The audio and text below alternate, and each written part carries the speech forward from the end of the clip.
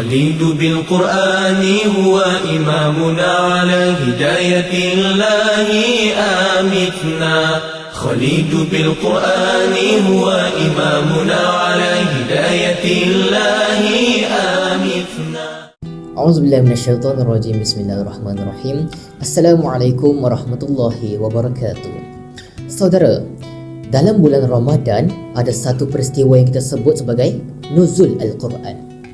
Pada kali pertamanya, Malaikat Jibril mendatangi Nabi Muhammad SAW di Gua Hira untuk menyampaikan wahyu. Malaikat Jibril berkata kepada Nabi Muhammad, "Iqra, bacalah."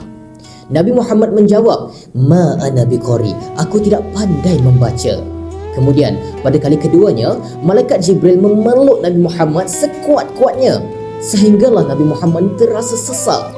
Kemudian Malaikat Jibril melepaskan Nabi Muhammad. Kemudian dia berkata, "Iqra, bacalah."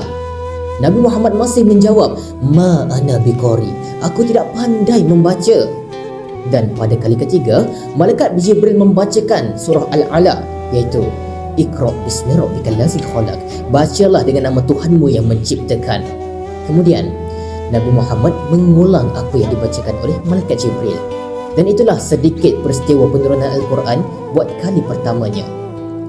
Peristiwa penurunan Al-Quran berlangsung selama 23 tahun melalui perantaraan Malaikat Jibril dan Nabi Muhammad. Dan pada kali pertamanya berlaku di Gua Hira. Peristiwa nuzul Al-Quran, apakah sebenarnya tujuannya? Sebagaimana yang Allah Subhanahu wa taala berfirman dalam surah Al-Baqarah ayat 185. A'udzubillahi minasyaitonirrajim. Syahrul Ramadan allazi unzila fihi al-Quran hudal linnas wa bayyinatin minal huda wal furqan.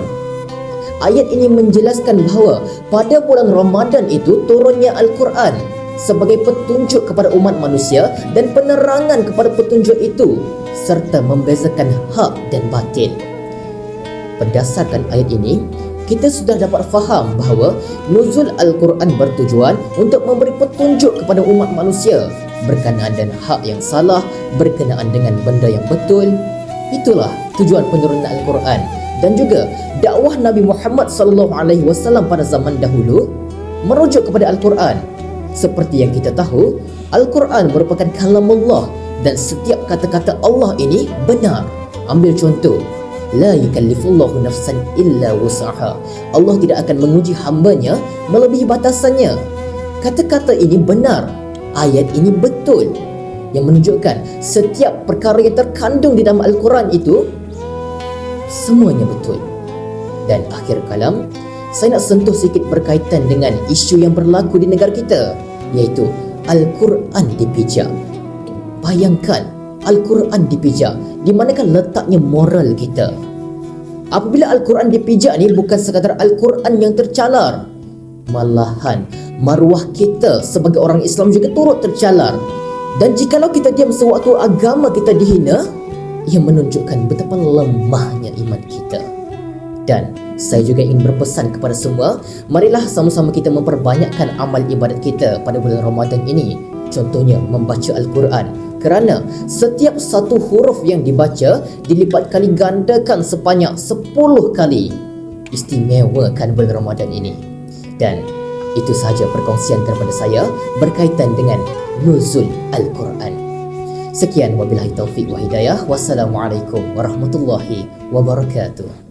كلام ربنا على نور المصطفى